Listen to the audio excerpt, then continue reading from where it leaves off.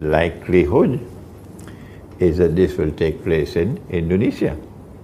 Yeah, because of the volcanoes of Indonesia, they call a ring of fire. And these volcanoes are all already producing gold in Java.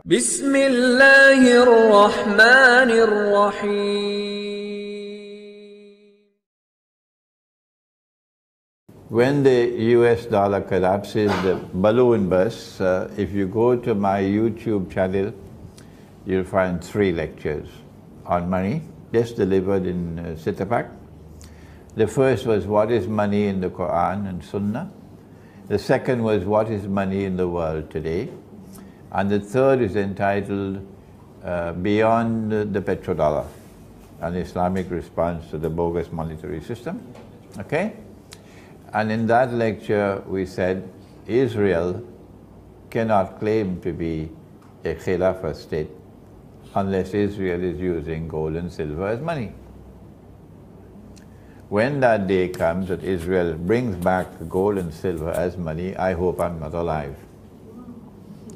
May Allah take me away from the world, because the shame and the disgrace will be too great for me, for my heart. My heart will burst. That these people have to bring back dinar and dirham, while our people were eating biryani and going home to sleep. The shame and the disgrace will be too great. So I ask in that lecture that all those who hear my lecture, go and ask your scholars of Islam, wherever you can meet them. Even if you can't meet them in person, you can send an email to them and ask them politely so. We don't see this money in the Quran and Sunnah, no. The money we are now using, is it halal or is it haram? And we don't want a private answer. We want an answer that we can publish, okay? So you put some pressure on them. If they say we don't know, you can ask them, well, how long will you take? We want an answer. You can't remain silent forever. No, okay? In the meantime, if it is possible to have money which is redeemable in gold, like Ahmad Sukarno attempted in Indonesia, that's why they overthrew him, that the Indonesian rupiah would have been redeemable in gold, that you could go take it to some office and collect your gold, redeemable in gold, then the Indonesian rupiah would have been halal. It's like a check. You can cash the check. Okay? It's redeemable in gold. Perhaps if that can be done, then that would be a solution to the problem. However, they cannot allow anyone to succeed. Because if one country were to succeed, it will bring down the whole monetary system. So they will wage war to prevent you. That's why they attacked Libya. They wage war to ensure that you do not establish a monetary system in which your money is redeemable in gold and silver. Okay?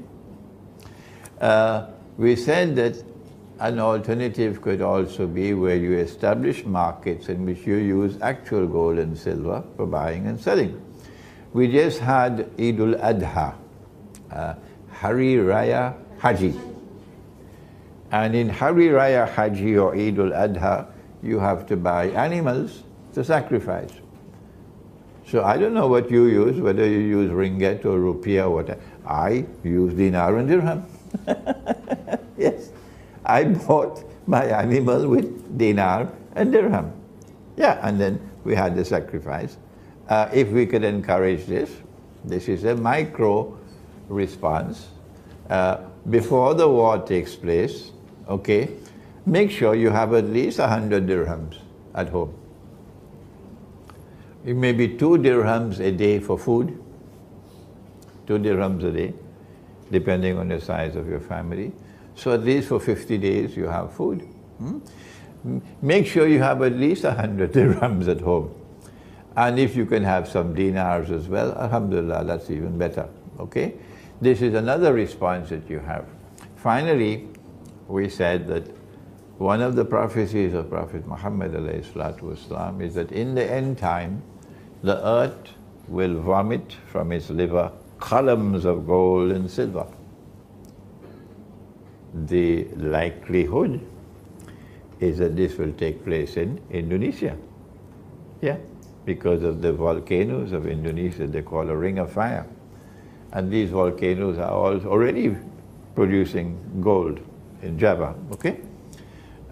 When that gold comes into the world, that gold can then be used to fight the monetary system. Yeah.